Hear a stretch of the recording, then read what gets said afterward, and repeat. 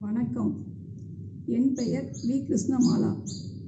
தமிழ்நாடு சேலம் மாவட்டத்தில் உள்ள நங்கவலி ஒன்றியத்தில் பெரியசோலை கிராமம் ஊராட்சி ஒன்றிய நடுநிலைப்பள்ளி அதில் 4ஆம் வகுப்பு ஆசிரியராக பணிபுரிந்து வருகின்றேன்.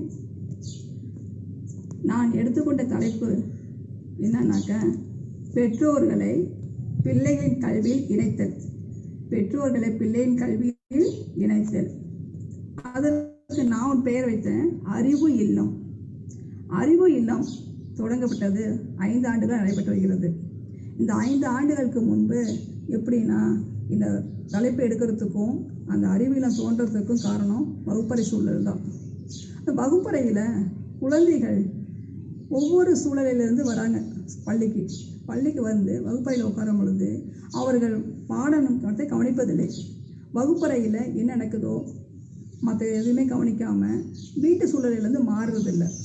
வீட்டில் அவங்க ஃபேமிலிலேயோ அல்லது பக்கத்துலேயோ சமூகத்திலேயோ பிரச்சனைகளை மனசு எடுத்துக்கிறது, இல்லது ஏழ்மை காரணம் அல்லது உறவினர்களில் ஏதாவது சண்டை, இப்படி ஏதோ சூழ்நிலைகள், பல சூழ்நிலைகள்லேருந்து வரும்பொழுது அதையே மனசை ஏற்றிக்கிறாங்க. வகுப்பறையில் கவனிக்கிறதோ எதுவுமே கிடையாது. இதுக்கு நான் என்ன ஐடியா பண்ணேன்னாக்க, முதல்ல குழந்தைகள அணுகினேன். குழந்தைகள்கிட்ட ஏன் என்னன்னு அன்பாக கேட்க ஆரம்பித்தேன். அப்போ சில மாணவர்கள் சொல்ல ஆரம்பித்தாங்க. பல மாணவர்களும் மற்றவங்களும் என்ன பண்ணாங்க, மற்ற குழந்தைங்க சொல்கிறத பார்த்து இவங்க சொல்ல ஆரம்பித்தாங்க. அப்போ தெரிஞ்சது அன்புக்கு ஏங்கிறது நல்லா தெரிஞ்சது. பேரண்ட்ஸ் வந்து குழந்தைங்கள கூப்பிட்டு ஒரு அரவணைப்பாவோ அன்பாவோ இருக்கிறதில்ல. அதே உறவுகளும் தெரியாமல், அம்மா அப்பா பாட்டி முதல்லாம் கூட்டு குடும்பமாக இருந்தாங்க, இப்போல்லாம் தனி குடித்தனம். அப்படிங்கும்போது தாத்தா பாட்டி அந்த பாசமும் இல்லாமல் ஆயிடுச்சு குழந்தைங்களுக்கு. அப்போ அந்த அன்புக்கு ஏகும் பொழுது வகுப்பறையில் சண்டை மாதிரி சினிமாவில் என்னென்ன பார்க்குறாங்களோ அதெல்லாம் அப்படியே காட்டுறது, நடத்தி காட்டுறது, சண்டை போடுறது, அடிக்கிறது, இப்படியே இருந்தது. இதை குழந்தைகிட்ட கேட்டு அவங்களுடைய இதை புரிஞ்சுக்கிட்டு முதல்ல பேரண்ட்ஸ் மீட்டிங் ஒன்று போட்டேன். பேரண்ட்ஸ் மீட்டிங் போட்டு முதல்ல பேரண்ட்ஸை பள்ளிக்கு வரவழைச்சேன். அதுவும் கொஞ்சம் கடினமாக இருந்தது. போக போக சரியாயிடுச்சு. அவங்களை வரவழைச்சிட்டு அவங்களுக்கும் மாணவர்களுக்கும் கவுன்சிலிங் கொடுக்கறது. பேரண்ட்ஸுக்கும் மாணவர்களுக்கும் கவுன்சிலிங் கொடுக்கும் பொழுது பேரண்ட்ஸோட எண்ணங்கள் என்ன, மாணவருடைய எண்ணங்கள் என்ன, அது தெரிஞ்சுக்கிட்டு அதுக்கு தகுந்த போல் என்னுடைய கருத்துக்களையும் சொல்லி அவங்களுடைய கருத்தை நான் ஏற்றுக்கிட்டு ஓரளவுக்கு அவங்களுக்குள்ள ஒரு ஒற்றுமை ஒன்று. அதுக்கப்புறமா பள்ளியில் என்ன நடக்குது, இதை எப்படி பெற்றோர்களை இணைக்கிறது, கல்வியில் பெற்றோர்களை எப்படி இணைப்பது அப்படின்னு யோசனை பண்ணும்போது முதல்ல வகுப்பறையிலேருந்து கொண்டு போகிறது. மாணவர்கள் தினைக்கு நடத்துகிற பாடங்களையோ அல்லது கேள்வி பதில்களையோ படித்து பேரண்ட்ஸும் ஒப்பிக்கும் பொழுது அந்த பேரண்ட்ஸும் அந்த 1 மணி நேரமாவது குழந்தைங்களோட கூட அன்பாக இருந்து அவங்கள கூப்பிட்டு அதட்டாமல் ஒரு அன்பு காட்டி அந்த குழந்தைங்களை கூப்பிட்டு என்ன பண்ணாங்க இன்றைக்கி வகுப்பறையில், அல்லது என்ன நடத்தினாங்க, டீச்சர் என்ன சொன்னாங்க அப்படின்னு கேட்க சொல்லிது. அந்த பாடத்தை படித்து காட்ட சொல்கிறது, இல்லை எழுதி காட்ட சொல்கிறது, ஒப்பிக்கிறது, இதையெல்லாம் செய்து முடித்தாங்கன்னா அந்த வீட்டு பாடங்கள் நோட்டு குறிப்பேட்டில் அவங்களுடைய கீழே வந்து எழுதி காட்டினது கீழே கையொப்பம், என் மகள் படித்து காட்டினாள், என் மகள் எழுதி காட்டினாள், ஒப்பித்தாள், இப்படின்னு ஏதோ ஒரு குறிப்பு எழுதியோ அல்லது ரிமார்க்ஸ், இதில் புரியவில்லை, இதை திரும்பவும் நடத்தி காட்டவும் அப்படின்னு ஏதோ எழுதியாவது கையெழுத்து விட்டு அனுப்புவாங்க. இதை நான் மறுநாள் ஹோம்ஒர்க் திருத்தும் போது பார்ப்பேன்.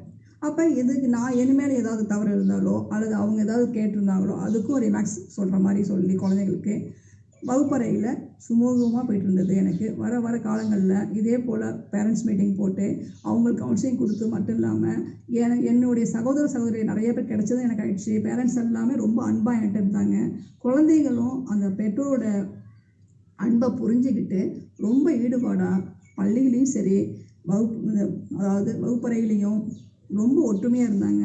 பெரிய குழந்தைங்களெல்லாம் அக்கா அண்ணான்னு கூப்பிட்டு உறவுகள் சொல்லியும், அடுத்தது கீழே இருக்க குழந்தைகள் தம்பி தங்கைன்னு சொல்லி ஒரு அன்பை காட்டிக்கிட்டோம். வகுப்பறையிலையும் இந்த சண்டைகள்லாம் இல்லாமல் அமைதியாக அழகாக போயிட்டுருக்குது. வகுப்பறை கல்வியிலையும் சரி எனக்கு எந்த டிஸ்டர்பன்ஸும் இல்லாமல் நம்ம சொல்கிறத குழந்தைங்க கேட்டுக்கிறாங்க, அவங்க சொல்கிறத நம்ம கேட்டுக்கிறோம். ஒரு வகுப்பறையை வந்துட்டு ஒரு கலந்துரையாடல் மாதிரிலாம் கொண்டு போவேன்.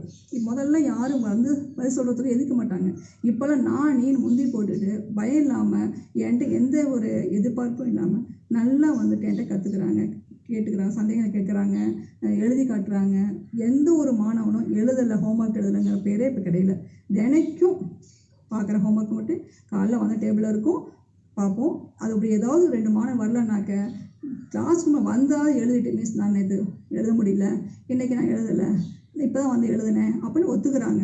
அப்பாட்ட காட்டலை, இன்றைக்கி கேட்டாங்க, நான் ஊருக்கு போயிட்டேன் அல்லது ஏதோ கோயிலுக்கு போயிட்டேன், இப்படியே சொல்லிட்டாங்க.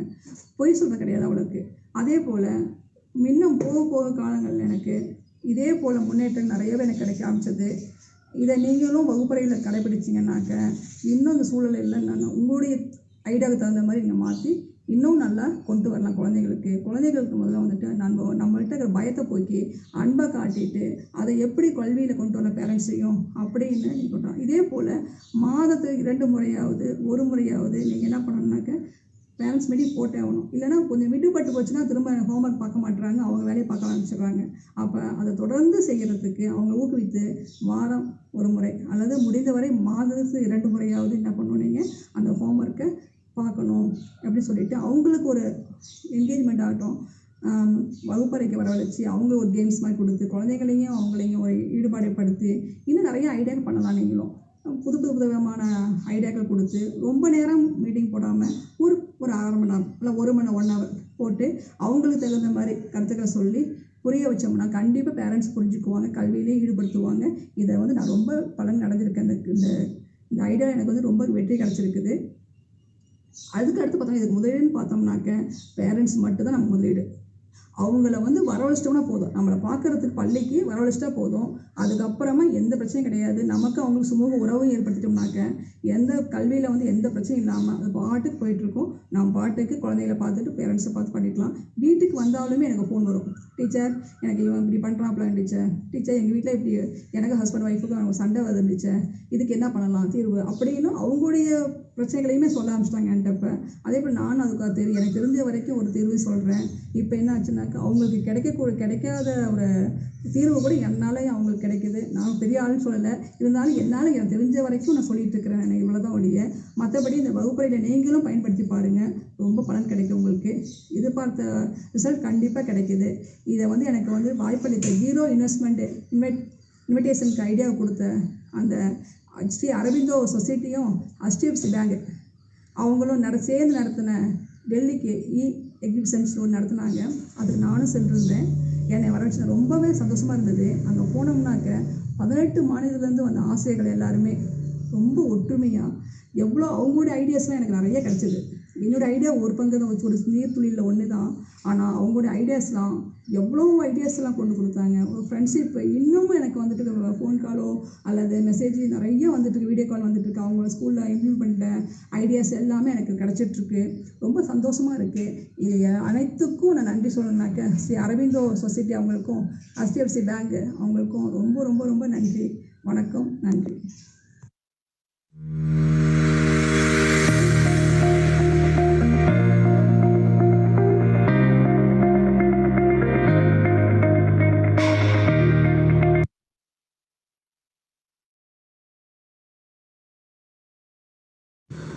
Hello everyone, my name is Sandeep and I teach English in secondary and higher secondary sectors in Ideal Public School in Malappuram district of Kerala.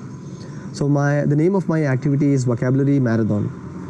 Now this activity is aimed at improving the vocabulary of the children. Normally as English teachers we see that when it comes to the vocabulary building among children, they stick to the basic glossary that is found in the text. They don't usually go beyond what is available in the text, and that also from the point of view of examination. So I just planned to develop their vocabulary. So I thought introducing games was a great idea because children usually connect with games. So through games, developing vocabulary was the whole plan. In this game, all the students in a particular class can participate, and what is only required as material is A4 sheets which can be provided to the children. And in the first round all the students in a particular, and there can be any number of students in a class, it is not an issue, numbers are not very important in this case. So all the students in the first round will participate where a letter is given to them, and into the second round a certain number of students are cut short and move, and through different such rounds there is a final winner in the class. This activity can be conducted on a weekly basis. And what happens is that a child would want to be the winner every time. So indirectly he builds on his vocabulary just to win the game. This way the vocabulary is developed. And in our school we have had some great results because of such an activity. It is investment friendly, there is no huge investments required, and this game can be easily implemented in the classrooms. Regarding the experience at Delhi, I should congratulate the entire team of the ZII for conducting it so brilliantly. 1,000 teachers from all the states of the country with 1,000 different ideas which are all investment friendly. It was great to share the ideas, and the HRD Minister himself being part of the function was certainly a great experience, and hopefully in the future we all would get to implement other ideas which other teachers have formulated. Thank you very much.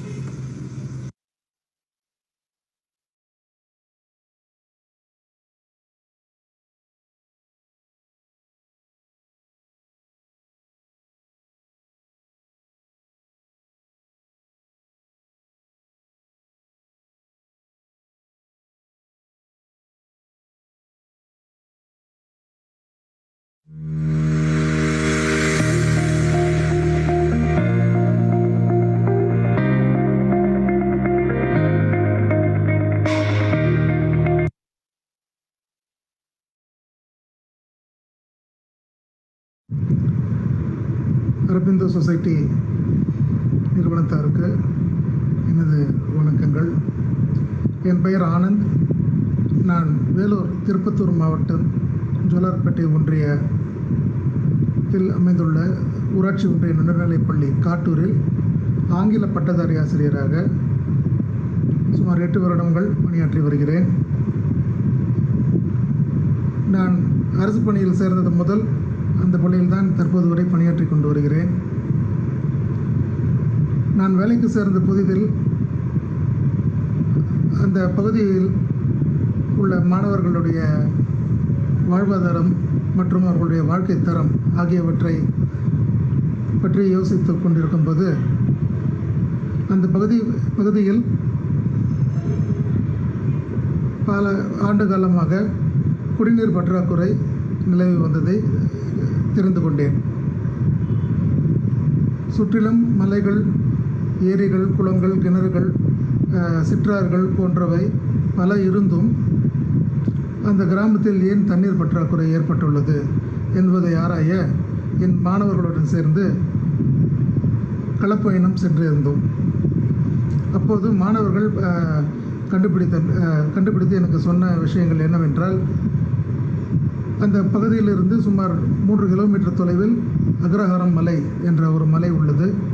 அந்த மலை பள்ளத்தாக்கிலிருந்து ஒவ்வொரு ஆண்டும் பருவமழை பெய்யும் போது அந்த மலையிலிருந்து உற்பத்தியாகக்கூடிய ஆறுகள், சிற்றாறுகள் பல பகுதிகளில் பிரிந்து சென்று சுற்றியுள்ள பல கிராமங்களுக்கு தண்ணீர் ஆதாரமாக விளங்கி தெரிய வந்தது.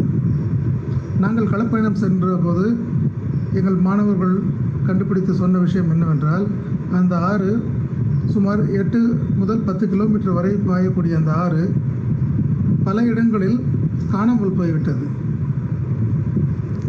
சொன்னால் நம்ப மாட்டீர்கள், வேர் இஸ் மை வாட்டர் என்று ஒரு வீடியோ கேம் கூட உள்ளது. அதுபோல் அந்த ஆறுடைய பாதை என்பது முற்றிலுமாக சமதளமாக்கப்பட்டு காணாமல் போக்கடிக்கப்பட்டிருந்தது. அந்த பகுதியில் உள்ள விவசாயிகள், பெரியோர்கள், வயதிலும் அனுபவத்திலும் மூத்த குடிமக்கள் போன்ற பலரிடம் விசாரித்த வகையில் சுமார் 10-15 ஆண்டுகளுக்கு முன்பு வரை ஓரளவு நல்ல பருவமழை பெய்திருந்தால் கூட அந்த பகுதியில் சுமார் 3 முதல் 6 மாதங்கள் வரை அந்த பகுதியில் உள்ள சிற்றாறுகளில் தண்ணீர் போக்குவரத்து இருந்தது. இதனால் அவர்களுடைய விவசாயம் நல்லபடியாக இருந்தது, அவர்களுடைய வாழ்வாதாரமும் நல்லபடியாக இருந்தது என்று அனுபவத்திலும் வயதிலும் மூத்த குடிமக்கள் தெரிவித்தனர். எமது மாணவர்களுடன் சேர்ந்து மூத்த குடிமக்களின் அட்வைஸுக்கு ஏற்ற மாதிரி அந்த பகுதியில் சுற்றுப்பயணம் செய்து அந்த ஆறுடைய உண்மையான போக்குவரத்து பாதையை கண்டுபிடித்த பிறகு அப்போது பஞ்சாயத்து தலைவர் என்ற பதவி இருந்தது. அந்த பஞ்சாயத்து தலைவர் இடம் சென்று முறையிட்டு அந்த பகுதியில் தூர்வாரக்கூடிய மக்களை, 100 நாள் வேலை திட்ட மக்களையும் மாணவர்களையும் பொதுமக்களையும் அந்த சுற்றுப்பகுதியில் உள்ள தன்னார்வலர்கள் அனைவரையும் ஒன்றிணைத்து அந்த பகுதியில் உள்ள ஆறுகளை தூர்வாரக்கூடிய ஏற்பாடுகளை செய்தோம். கூடுதலாக எமது மாணவர்களிடையே குடிநீர் தேவைக்கான பற்றிய விழிப்புணர்வு, ஆறுகளை பராமரிப்பது பற்றிய விழிப்புணர்வுகளை எடுத்துரைத்து அவர்களுக்கு ஓவியப் போட்டிகள், பேச்சுப் போட்டிகள், கட்டுரை போட்டிகள் போன்றவை பள்ளியிலே நடத்தப்பட்டு மாணவர்கள் எழுதிய அந்த கட்டுரைகளை வைத்து ஓவியங்களை எடுத்துக்கொண்டு அந்த சுற்றுப்புற கிராமத்தின் பகுதி மக்களுக்கு சென்று ஆறுகளை பாதுகாக்க வேண்டிய அவசியத்தை எடுத்துரைத்து வீதி நாடகங்கள், விளையாட்டுகள் போன்றவற்றை நடத்தி மக்களுக்கு விழிப்புணர்வை ஏற்பாடு செய்தோம். ஏற்கனவே எங்கள் பள்ளியில் படித்து கல்லூரியிலும் மேற்படிப்புகளிலும் இருந்தும் வேலைக்கு சேர்ந்தும் இருக்கக்கூடிய பல மாணவர்கள், முன்னாள் இந்நாள் மாணவர்களை கொண்டும் தன்னார்வலர்களை கொண்டும் காட்டூர் ஆறு பாதுகாப்பு இயக்கம் என்ற ஒரு இயக்கத்தை தொடர்ந்து அந்த பகுதியில் உள்ள அந்த சிற்றாறுகளை பாதுகாக்கக்கூடிய ஏற்பாடுகளையும் செய்தோம். எங்கள் முயற்சிக்கின் பலனாக அந்த வருடம் பெய்த நல்ல மழையில் அந்த பகுதியில் பல ஆண்டுகளுக்கு பிறகு தண்ணீர் வந்தது. அக்ரகாரம் மலை பள்ளத்தாக்கில் இருந்து காட்டூர் நாயனத்தியூர் ஏரி வரை அந்த தண்ணீர் சென்று பரவி நாயனத்தூர் ஏரியும் கால் பகுதி அளவு நிரம்பியது. பல ஆண்டுகள் கழித்து கடைமடை வரை தண்ணீர் சென்ற காரணத்தினால் அந்த தொடர்ந்து 2 ஆண்டுகள் விவசாயிகளுக்கு நல்ல விவசாய பலன்கள் ஏற்பட்டது. ஆனால் தொடர்ந்து எங்களால் அந்த பணியை, காட்டூர் ஆறு பாதுகாப்பு இயக்கத்தை தொடர்ந்து செவனே செய்ய முடியவில்லை. சமூகத்தில் உள்ள சில கருப்பு ஆடுகள் மீண்டும் அந்த ஆற்றை பாழாக்கி ஆற்றின் பாதையை குறுக்கீடு செய்து அபகரிப்பு செய்து தங்களது பலத்தினால் எங்களை சரியாக செயல்பட விடாமல் தடுத்து கொண்டிருக்கின்றனர். இப்போது அரசாங்கமும் தண்ணீர் விழிப்புணர்வு, ஆறுகளை பற்றிய, ஏரிகளை பற்றிய விழிப்புணர்வை அதிகமாக மக்களுக்கு உபதேசித்து வருகிறது. இந்த காலகட்டத்தில் அரபிந்தோ சொசைட்டி போன்ற நல்லுள்ளங்களின் ஆதரவோடு எங்கள் பணியை மீண்டும் சிறப்பாக செய்ய முடியும் என்ற நம்பிக்கை எங்களுக்கு ஏற்பட்டுள்ளது. எங்களது இந்த முயற்சிக்கு ஆதரவளித்து எங்களை ஊக்கப்படுத்திய அரபிந்தோ சொசைட்டிக்கு எங்களது அனைத்து மாணவர்கள், ஆசிரியர்கள், பெற்றோர்கள் ஆகியோர் சார்பாக மிக்க நன்றியை தெரிவித்துக் கொள்கிறோம். காரணம் என்னவென்றால், அரபிந்தோ சொசைட்டி மூலம் எங்கள் பள்ளிக்கு தரப்பட்ட தேசிய அளவிலான விருது, மாநில அளவிலான விருது எங்களை மேலும் ஊக்கப்படுத்தியுள்ளது. பல மாணவர்கள், பல சுற்றுப்புற கிராம மக்கள் அதை கேள்விப்பட்டு அவர்களுடைய பங்களிப்புகளை செய்ய தயாராக காத்து கொண்டிருக்கிறார்கள். ஆகவே இந்த முயற்சி மீண்டும் வெற்றி பெறும் என்ற நம்பிக்கை எங்களுக்கு உள்ளது. நன்றி, வணக்கம்.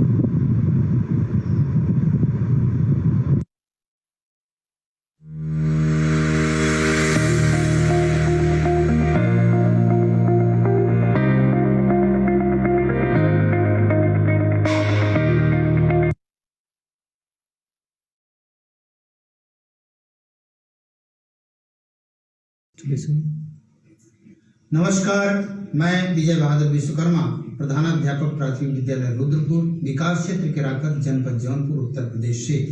महोदय, मुझे अपने नवाचार के लिए श्री अरविंदो सोसाइटी व HDFC बैंक के सौजन्य से संचालित कार्यक्रम शिक्षा में शून्य निवेश नवाचार अर्थात ZIIEI द्वारा विगत 13 मार्च 2019 को राजधानी दिल्ली के परिसर में MHRD द्वारा राष्ट्रीय सम्मान प्राप्त हो चुका है। महोदय, जिस नवाचार के लिए मुझे राष्ट्रीय सम्मान मिला है उसका शीर्षक है मध्याह्न भोजन की गुणवत्ता व नियमितता का एक सफल प्रयास। जैसा कि सर्वविदित है कि शिक्षा का अधिकार अधिनियम 2009 व बाल अधिकार संरक्षण अधिनियम 2011 के प्रावधानों के अनुसार परिषदीय विद्यालयों में अध्ययन कर रहे बच्चों को निर्धारित मेनू व मानक के अनुसार गर्म पका पकाया भोजन देने का प्रावधान है। किंतु विडंबना यह है कि कतिपय विद्यालयों को छोड़कर अधिकांश विद्यालयों में निर्धारित मेनू व मानक के अनुसार न तो भोजन पकता है और न ही बच्चों को वितरित किया जाता है। सर्वे के दौरान मुझे पता चला कि इसका प्रमुख कारण यह है कि बच्चों व अभिभावकों व समुदाय को इस बात की जानकारी ही नहीं है कि एमडीएम में प्रतिदिन का मेन्यू क्यों बनाया गया है और किन खाद्य पदार्थों को लेने से कौन सा पोषक तत्व प्राप्त होता है। वे केवल इसी बात से संतुष्ट रहते हैं कि हमारा बच्चा विद्यालय जा रहा है, भोजन पक रहा है और हमारे बच्चों को मिल रहा है, लेकिन जानकारी के अभाव में गुणवत्ता व नियमितता पर उनका ध्यान कदापि जाता ही नहीं है। अतः एमडीएम की गुणवत्ता के प्रति सामाजिक जागरूकता पैदा करने व बच्चों तथा अभिभावकों को भोजन की गुणवत्ता के प्रति ध्यान आकृष्ट कराने हेतु मैंने इस नवाचार का चयन किया और अपने विद्यालय के बाल संसद के माध्यम से विद्यालय की एमडीएम व्यवस्था में अपेक्षित सुधार तो किया ही, साथ ही विकास क्षेत्र के अधिकांश विद्यालयों में जाकर के इस नवाचार द्वारा गुणवत्ता व नियमितता में सुधार करवाया। महोदय, इस नवाचार को क्रियान्वित करने के लिए मुख्य 5 चरणों में कार्य करना पड़ता है। चरण नंबर 1, बाल संसद का गठन। इस चरण में कक्षा शिक्षक विद्यालय में क्रियान्वित बाल संसद की टोली में से एमडीएम की टोली के 6 सक्रिय बच्चों को पृथक करता है और उन्हें खाद्य परिवार से नामित करता है और प्रत्येक को पीयर लीडर घोषित करता है। चरण नंबर 2, पीयर लीडरों का प्रशिक्षण। महोदय, इस चरण में कक्षा शिक्षक एमडीएम पीयर लीडरों को खाद्य घटकों पर आधारित ताज और बेल्ट पहना करके उनका नामकरण करके कविता पाठ तथा रोल प्ले के माध्यम से उन्हें उनका परिचय देना सिखाता है। और जब ये लीडर पूर्ण प्रशिक्षित हो जाते हैं तो प्रत्येक पीयर लीडर अपना परिचय इस प्रकार से देते हैं। मुख्य लीडर कहता है, सुन लो मेरी पुकार, मैं हूं आहार और ये सभी हैं मेरे परिवार। उस समूह का जो कार्बोज लीडर सदस्य होता है वह अपना परिचय देना शुरू करता है। कार्बोहाइड्रेट मेरा नाम, ऊर्जा देना मेरा काम, मुझे अगर नहीं खाओगे शक्तिहीन रह जाओगे। इसके बाद अगले क्रम में वसा लीडर अपना परिचय देता है कि सुनो, वसा है मेरा नाम, मोटापा बढ़ाना मेरा काम, मुझे अगर नहीं खाओगे दुबले पतले रह जाओगे। अगले क्रम में प्रोटीन लीडर कहता है, मुझको कहते हैं प्रोटीन, मरम्मत करता हूँ हर दिन, अगर चाहते वृद्धि विकास तो आ जाओ तुम मेरे पास। अगले क्रम में विटामिन लीडर अपना परिचय देता है कि रोगों को दूर भगाता हूँ, विटामिन कराता हूँ, यदि रोगों को से बचना है तो मेरा सेवन करना है। अगले क्रम में खनिज लवण का लीडर कहता है, खनिज लवण है मेरा नाम, अंगों को हिलाना मेरा काम, अंगों को अगर हिलाना है तो मेरा सेवन करना है। चरण नंबर 3, इस चरण में टोली की जागरूकता किया जाता है। टोली की जागरूकता, प्रत्येक टोली नायक अपनी अपनी टोली को कक्षा शिक्षक के मार्गदर्शन में प्रशिक्षित करते हैं। जैसे उदाहरण के तौर पर कार्बोज टोली का नायक अपने टोली के समक्ष सबसे कतार में सबसे पहले होता है और वह पहले अपना परिचय देता है, जैसा कि कविता पाठ द्वारा उनको बताया गया था, और फिर अपने सदस्यों को कार्बोज के खाद्य घटकों पर आधारित जो कार्ड है उनको वितरित करता है और उनसे प्रश्न करता है, बोलो क्या क्या खाओगे, शक्तिवान बन जाओगे। सदस्य बच्चे जो होते हैं वो एक एक करके अपना कार्ड देख करके उसका उत्तर देते हैं, मीठे फल मेवे खाएंगे, शक्तिवान बन जाएंगे। दूसरा कहता है रोटी चावल खाएंगे, शक्तिवान बन जाएंगे। तीसरा कहता है गुड़ और शक्कर खाएंगे, शक्तिवान बन जाएंगे। इसके बाद अगले क्रम में प्रोटीन टोली नायक अपना परिचय अपनी टोली के समक्ष सबसे कतार में आगे होता है, ताज और बेल्ट पहने हुए है और अपना परिचय कविता पाठ के माध्यम से देने के बाद उनको प्रोटीन के स्रोतों का कार्ड वितरित करता है और इसके बाद उनसे प्रश्न करता है कि बोलो क्या क्या खाओगे बढ़कर बड़े हो जाओगे, बोलो क्या क्या खाओगे बढ़कर बड़े हो जाओगे। इसके बाद सदस्य बच्चे उत्तर देते हैं। कोई कहता है दाल सोयाबीन खाएंगे बढ़कर बड़े हो जाएंगे, दूसरा कहता है कि दूध और अंडे खाएंगे बढ़कर बड़े हो जाएंगे, अगला कहता है कि मांस मछली खाएंगे बढ़कर बड़े हो जाएंगे। इसके बाद अगले क्रम में वसा टोली नायक अपनी टोली के समक्ष होता है, ताज और बेल्ट पहने हुए है और अपना परिचय हाव भाव से कविता पाठ और रोल प्ले के माध्यम से दे करके उन्हें वसा के स्रोतों का कार्ड वितरित करता है और फिर इसके बाद उनसे प्रश्न करता है कि बोलो क्या क्या खाओगे मोटे तगड़े हो जाओगे। तब सदस्य बच्चे उत्तर देते हैं। कोई कहता है कि दूध मलाई खाएंगे मोटे तगड़े हो जाएंगे, दूसरा कहता है कि तेल और घी खाएंगे मोटे तगड़े हो जाएंगे, तीसरा कहता है दही पनीर खाएंगे मोटे तगड़े हो जाएंगे। इसके बाद विटामिन टोली नायक अपने समूह के सामने होता है और अपना परिचय देने के बाद उनको भी विटामिन के स्रोतों का कार्ड वितरित करता है और उनसे प्रश्न करता है कि रोगों को दूर भगाना है तो बोलो क्या क्या खाना है। सदस्य बच्चे उत्तर देते हैं। कोई कहता है हरी सब्जियां खाना है रोगों को दूर भगाना है, दूसरा बच्चा कहता है कि मूली गाजर खाना है रोगों को अगर दूर भगाना है, तीसरा कहता है फल और मेवे खाना है रोगों को दूर भगाना है। अगला क्रम में खनिज लवण की टोली नायक जो है अपनी टोली के सामने अपना परिचय हाव भाव से देता है और इसके बाद फिर उनको खनिज लवण के स्रोतों का कार्ड वितरित करके उनसे प्रश्न करता है कि अंगों को अगर हिलाना है तो बोलो क्या क्या खाना है। तो सदस्य बच्चे उत्तर देते हैं कि आयोडीन नमक खाना है अंगों को अगर हिलाना है, दूसरा बच्चा कहता है गाजर मूली खाना है अंगों को अगर हिलाना है, तीसरा बच्चा कहता है कि पालक और मेथी खाना है अंगों को अगर हिलाना है। इसके बाद यही तृतीय चरण का समापन होता है। चतुर्थ चरण में विद्यालय व विद्यालय समितियों की जागरूकता की जाती है। इस चरण में विद्यालय की प्रार्थना सभा में विद्यालय में संचालित समितियां हैं जैसे SMC, VEC, MTA, PTA, social audit team और मदर ग्रुप यानी मां समूह।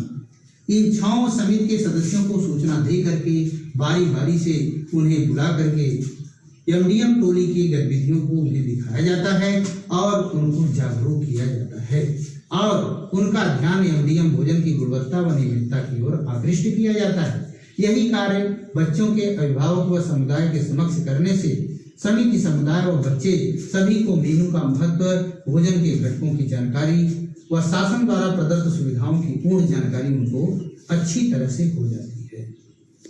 इसके बाद पंचम चरण का प्रारंभ होता है जिसमें जन समुदाय के आह्वान पर MDM की गुणवत्ता व नियमितता में सुधार आना। इस चरण में बच्चों के MDM के पक्ष में प्रधानाध्यापक एक बाल मांग पत्र बनाता है और उस पर समिति के जितने भी सदस्य हैं, पदाधिकारीगण हैं, उनका हस्ताक्षर कराता है और उन्हें कोटेदार, ग्राम प्रधान, खंड शिक्षा अधिकारी इत्यादि प्रशासनिक अधिकारियों को प्रेषित करता है। इस प्रकार से प्रशासनिक सहयोग प्राप्त होने से मेरे विद्यालय की मध्याह्न भोजन की गुणवत्ता व नियमितता दिन प्रतिदिन इसके बाद सुधरती ही गई और आज भी यह नवाचार मेरे विद्यालय में संचालित है। महोदय, मैं आपको बता देना चाहता हूँ कि यह नवाचार मेरे विद्यालय में 2017 से प्रारंभ किया गया और यह नवाचार मेरे विद्यालय में तो संचालित हो ही रहा है, साथ साथ विकास क्षेत्र के अधिकांश विद्यालयों में जहाँ पर BDO महोदय की अनुमति से मैं गया वहाँ पर संचालित है। वहाँ की भी MDM व्यवस्था जो बिगड़ी हुई व्यवस्था थी वो बदल गई। साथ ही बच्चों की उपस्थिति, नामांकन व ठहराव में काफ़ी सुधार आया है। मुझे खुशी है कि श्री अरविंदो सोसाइटी व HDFC बैंक ने नवाचारी शिक्षकों को सभी के साथ अपने नवाचार साझा करने का ऑनलाइन अवसर दिया है। मुझे आशा है कि हम मिलकर शिक्षा की गुणवत्ता को और ऊंचा ले जाएंगे। इसी प्रकार के अन्य नवाचारों के बारे में जानने के लिए ZIIEI के YouTube चैनल को लाइक और सब्सक्राइब भी कर सकते हैं। धन्यवाद, नमस्कार।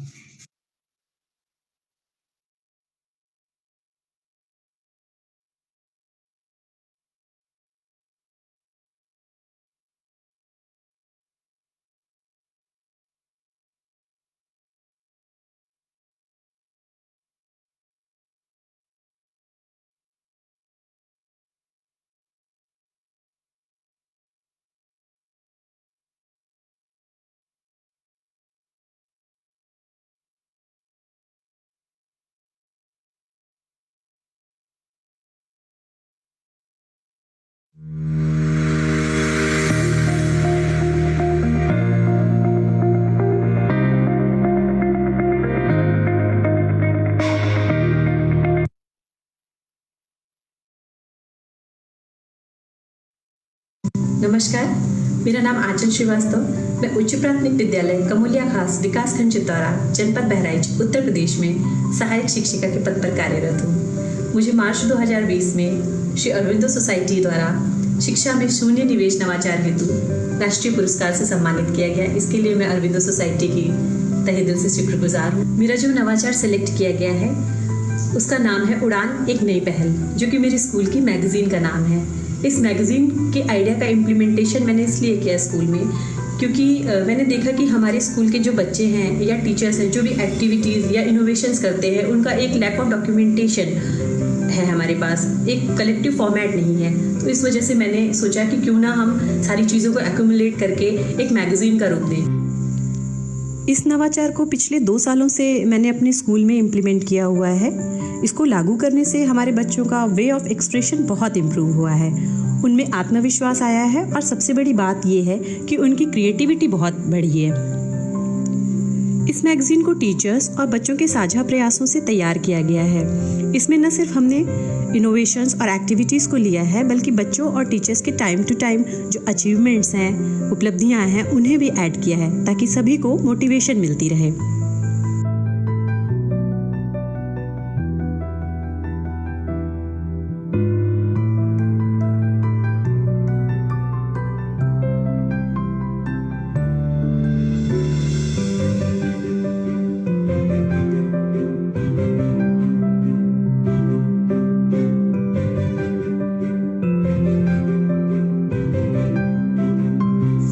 मुझे बहुत खुशी है कि अरविंदो सोसाइटी और HDFC बैंक ने हम टीचर्स को एक ऑनलाइन प्लेटफॉर्म प्रोवाइड किया है जिसमें हम इस तरीके के इनोवेटिव आइडियाज़ एक दूसरे के साथ साझा कर सकते हैं। और मुझे पूरा विश्वास है कि इस तरीके के संयुक्त प्रयासों से ही शिक्षा की गुणवत्ता में अपेक्षित सुधार आएगा और एक न एक दिन हमारे बच्चे नई ऊंचाइयों को छुएंगे। इसी तरीके के और नवाचारों को जानने के लिए ZIIEI के YouTube चैनल को लाइक और सब्सक्राइब करें। धन्यवाद। And also press this bell icon.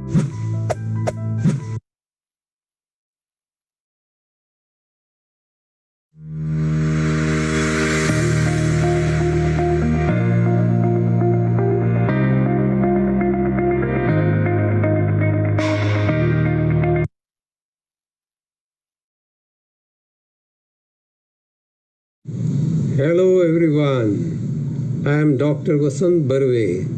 I am BTech, MTech and PhD from IIT. I have taught in engineering colleges for last 34 years. I belong to Nasik district in Maharashtra. I thank Aurobindo Society and HDFC that they have chosen me for this national award on Zero Investment Innovation for Education Initiative, short form ZIIEI, for my innovations. Name of my innovation I've given is Toys for Science. I've noted this because science is very important subject and in today's circumstances, everyone should learn science.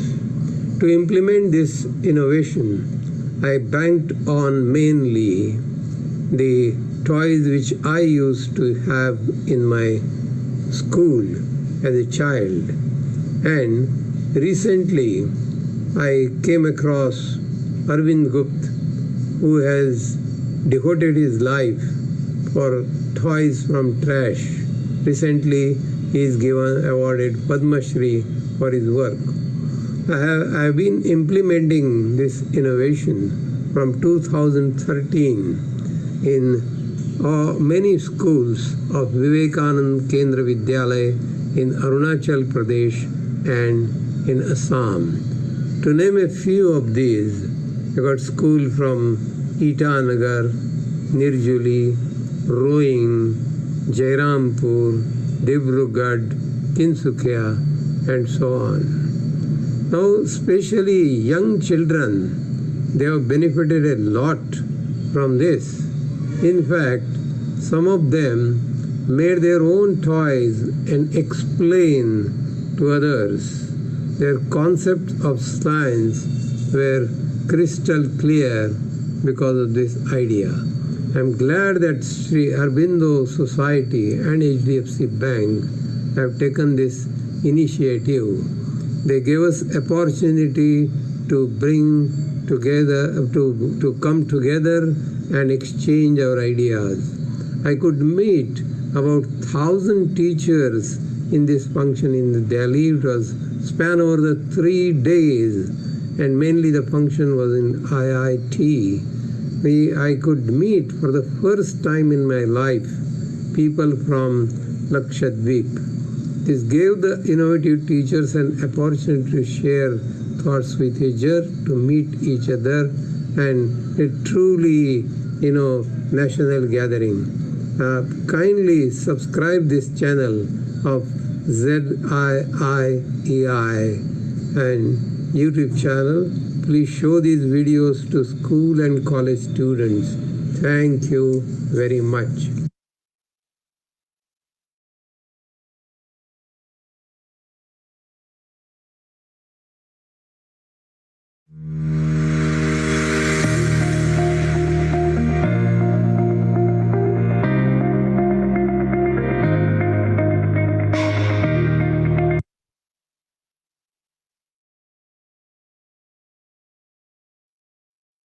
வணக்கம்.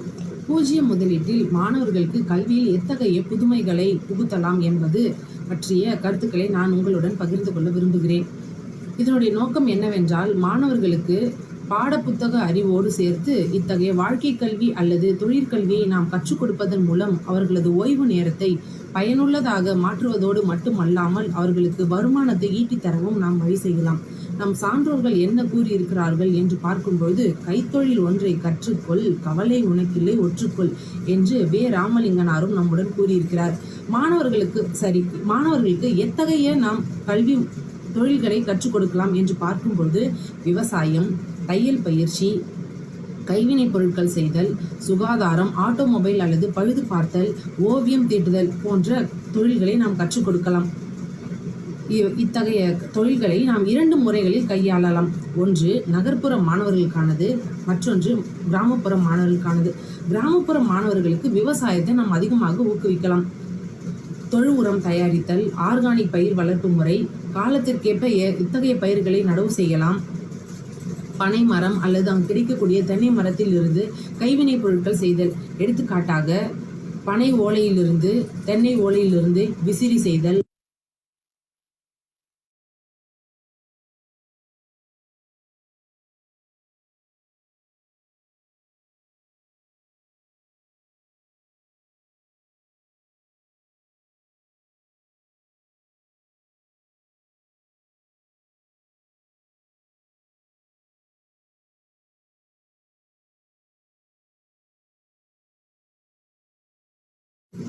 நகர்ப்புற மாணவர்களுக்கு நாம் மாடித்தோட்டம் அமைத்தல், பூச்செடிகள் வளர்த்தல், நாம் பயன்படுத்தி தூக்கி எறியும் பொருட்களை கொண்டு எவ்வாறு உபயோகமான பொருட்களை செய்தல் என்பது போன்ற வழிமுறைகளை ஊக்குவிக்கலாம். எடுத்துக்காட்டாக, நாம் பயன்படுத்தி தூக்கி எறியும் தண்ணீர் பாட்டில்களை கொண்டு விளக்கு வைப்பான், பேனா தாங்கி, பணம் சேமிப்பான், பூச்செடிகள் வளர்க்கும் தொட்டி போன்றவற்றை தயாரிக்கவும் நாம் கற்றுக் கொடுக்கலாம். அடுத்ததாக மாணவர்களுக்கு இந்த ஆட்டோமொபைல் அல்லது பழுது பார்க்கும் தொழில், ஓவியம் வரைதல், கைவினை பொருட்கள் செய்தல் போன்றவை கிராமப்புற மற்றும் நகர்ப்புற மாணவர்களுக்கு பொதுவாக நாம் கற்றுக் கொடுக்கலாம். அவர்களது திறமைக்கேற்ப அவர்களது ஆளுமையை வளர்க்கவும் இது நமக்கு மிகவும் உதவியாக இருக்கும். சுகாதாரம் என்பது மிகவும் அவசியமான கல்வி முறையாக உள்ளது. அத்தகைய காலகட்டத்தில் நம் முன்னோர்கள் அஞ்சரை பெட்டி, நாட்டு மருத்துவம், கை வைத்தியம் போன்று நம் வீட்டில் உள்ள பொருட்களை கொண்டு எவ்வாறு முதலுதவி செய்தல், நோயிலிருந்து நம்மை எவ்வாறு தற்காத்துக் கொள்ளுதல், நமக்கு நோய் ஏற்படும் பொழுது அதை எவ்வாறு முதலிலேயே கண்டறிந்து அதற்கான மருந்துகளை உட்கொள்ளுதல் போன்ற உணவே மருந்து போன்ற பல வகையான கருத்துக்களை நம்முடன் பகிர்ந்துள்ளனர். இன்றைய காலகட்ட மாணவர்களுக்கு அதை நாம் எளிய முறையில் கற்றுத்தரலாம்.